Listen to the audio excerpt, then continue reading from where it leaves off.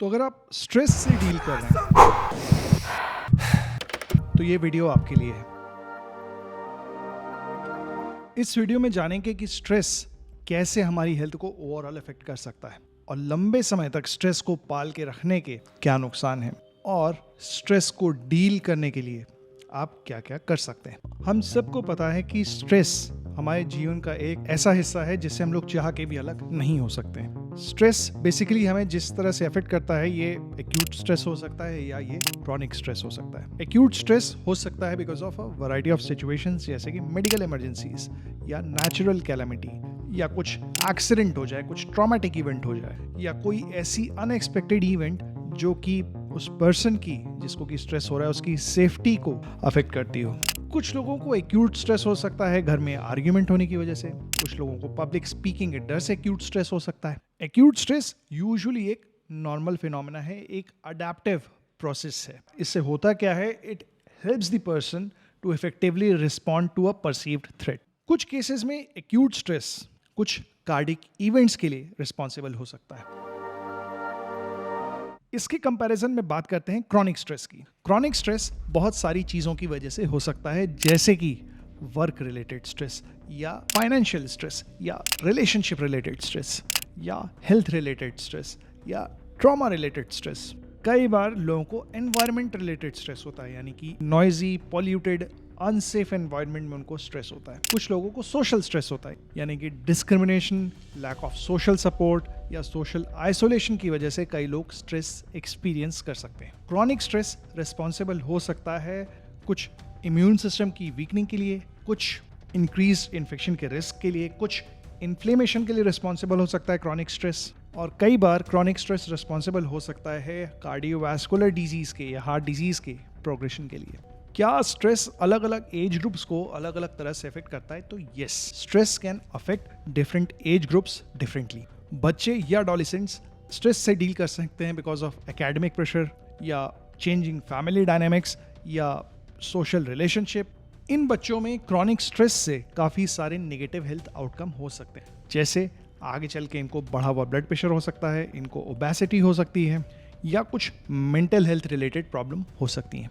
Young adults में career से related, finances से रिलेटेड क्रॉनिक स्ट्रेस हो सकता है। मिडिल एज में फाइनेंसेस से रिलेटेड, रिस्पॉन्सिबिलिटीज से रिलेटेड स्ट्रेस लोगों को हो सकता है। ओल्डर अडल्ट्स में, यानी कि जब उम्र ज़्यादा होती है, those are the people who are more prone to the negative effects of stress. Stress हमारे ब्लड प्रेशर को कैसे अफेक्ट करता है? एक्यूट स्ट्रेस हमारे ओवरऑल ब्लड प्रेशर की कंट्रोल में स्पाइक्स कॉज कर सकता है, यानी कि आपका ब्लड प्रेशर ओवरऑल ठीक चल रहा था, किसी भी वजह से आपने एक्यूट स्ट्रेस को एक्सपीरियंस किया, आपका ब्लड प्रेशर का कंट्रोल खराब हो जाएगा।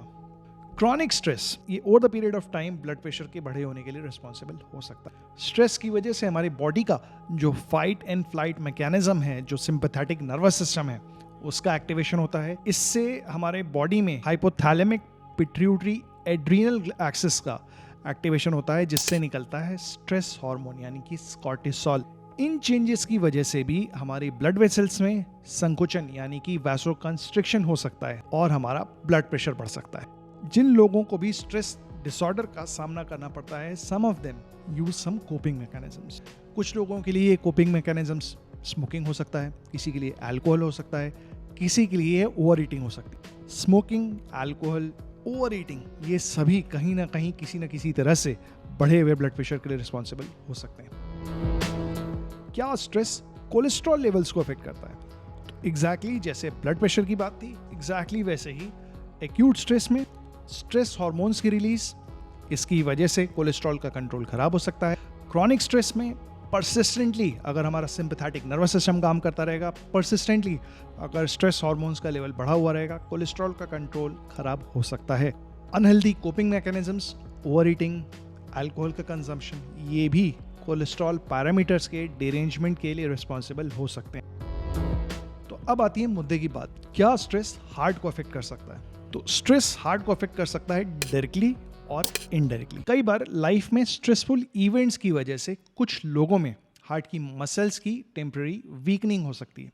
इसे कहा जाता है ब्रोकन हार्ट सिंड्रोम या ताकोसुबो कार्डियोमायोपैथी।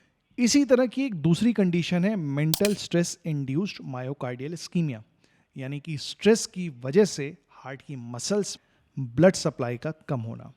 जिन भी लोगों में हार्ट की आर्टरीज में ब्लॉकेजेस होते हैं उनमें से 1 से 2 तिहाई लोगों को ये कंडीशन हो सकती है। किसी भी वजह से स्ट्रेस बढ़ा, हार्ट की मसल्स की ब्लड सप्लाई में कमी हुई। इसके अलावा नेगेटिव इमोशंस जैसे कि बहुत ज़्यादा गुस्सा होना या इमोशनली अपसेट होना, ये 3 से 4% एक्यूट कार्डियक इवेंट्स के लिए रिस्पॉन्सिबल हो सकते हैं। ये तो बात थी कि स्ट्रेस डायरेक्टली हमारे हार्ट को कैसे अफेक्ट कर रहा है।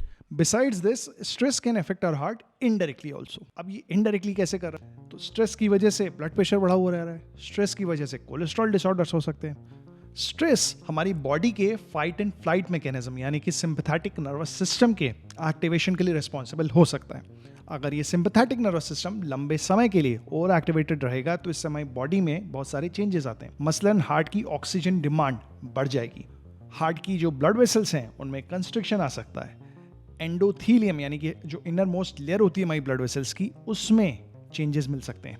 इसके अलावा बॉडी के प्लेटलेट्स में स्टिकीनेस बढ़ सकती है। कई लोगों में ये स्ट्रेस इन्फ्लेमेशन के लिए रिस्पॉन्सिबल हो सकता है, कुछ लोगों में ये इंसुलिन रेजिस्टेंस करा सकता है।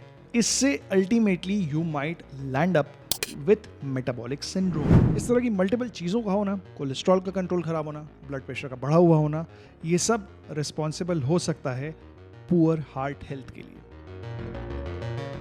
क्या stress pre existing heart disease को वर्सन कर सकता है? यस।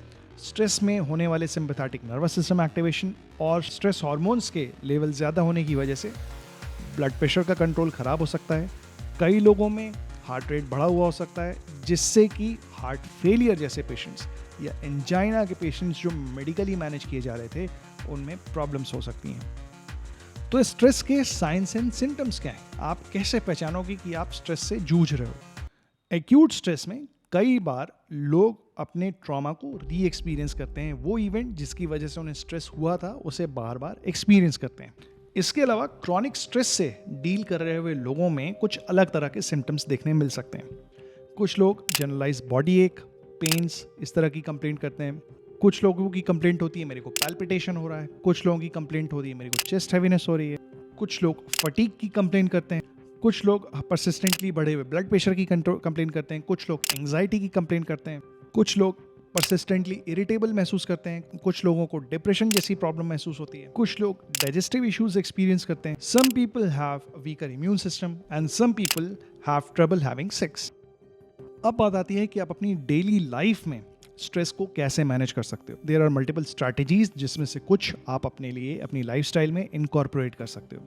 Number 1, exercise regularly. तो फिजिकल एक्टिविटी मूड को इंप्रूव करने में काफ़ी हेल्प करती है, स्पेशली एरोबिक फिजिकल एक्टिविटी जैसे रनिंग, जॉगिंग, साइकिलिंग। एक्सरसाइज से हमारी बॉडी में रिलीज होते हैं एंडोर्फिन्स। एंडोर्फिन्स क्या होते हैं? Endorphins are natural feel good factors, ये हमें स्ट्रेस से कुछ निजात दिलाते हैं। एक्सरसाइज के अलावा कुछ रिलैक्सेशन टेक्निक्स होती हैं। रिलैक्सेशन टेक्निक्स जैसे कि ब्रीदिंग एक्सरसाइजेज या योगा। कुछ लोगों को इससे भी स्ट्रेस में बेनिफिट मिलता है। योगा और एक्सरसाइज के अलावा क्या किया जा सकता है? Try to get enough sleep. Getting enough sleep is important in managing stress. और आप अपने एंड पे क्या कर सकते हो? Eat a healthy diet. Healthy balance diet stress के चांसेस को कम करती है। अनहेल्दी कोपिंग मैकेनिज्म्स अगर आप यूज करें, स्मोकिंग, स्ट्रेस ईटिंग या अल्कोहल, इसको आइडेंटिफाई करिए और इसको कट डाउन करने का, बंद करने का देखिए। इसके अलावा क्या कर सकते हैं आप? Connect with others, social support ढूंढिए, टाइम मैनेजमेंट सीखिए और टास्क को प्रायोरिटाइज करना सीखिए। ये थोड़ा वर्क रिलेटेड स्ट्रेस कम करने में आपकी हेल्प करेगा, थोड़ी आपकी प्रोडक्टिविटी भी बढ़ाएगा। फिर बात आती है प्रोफेशनल हेल्प की। तो अगर आप सिग्निफिकेंट स्ट्रेस से डील कर रहे हैं, स्ट्रेस को खुद से मैनेज करने में आपको प्रॉब्लम हो रही है, you should seek professional help. There are people who can help you out with this. कब आपको प्रोफेशनल हेल्प सीख करने के लिए देखना चाहिए? नंबर 1, आपको स्ट्रेस की वजह से फिजिकल सिम्टम्स हो, हेडेक रह रहा है, मसल टेंशन हो रही है, पूरी बॉडी में पेन रह रहा है या और भी कोई सिम्टम आपको हो रहा है। नंबर 2, आप अनहेल्दी कोपिंग मैकेनिज्म्स यानी अल्कोहल, ड्रग्स, स्मोकिंग या ओवर ईटिंग इस टाइप की चीज़ों के लिए रिजॉर्ट कर रहे हो। नंबर 3, आपको डिप्रेशन, एंग्जाइटी या होपलेसनेस जैसी फीलिंग्स महसूस हो रही हैं। Number 4, you are experiencing relationship problems और social isolation because of stress. Number 5, आपने स्ट्रेस को मैनेज करने के लिए अपने एंड पे जो कर सकते थे आपने कर लिया, आपको तभी भी लग रहा है स्ट्रेस आपकी लाइफ में अच्छा खासा इम्पैक्ट डाल रहा है। इन केसेस में आपको स्पेशलिस्ट के पास ज़रूर जाना चाहिए। स्ट्रेस से जुड़ी हुई हेल्थ रिलेटेड प्रॉब्लम्स के बारे में तो जान लिया, वेपिंग और इससे होने वाले नुकसान के बारे में जानने के लिए इस वाले वीडियो को जाके देखो।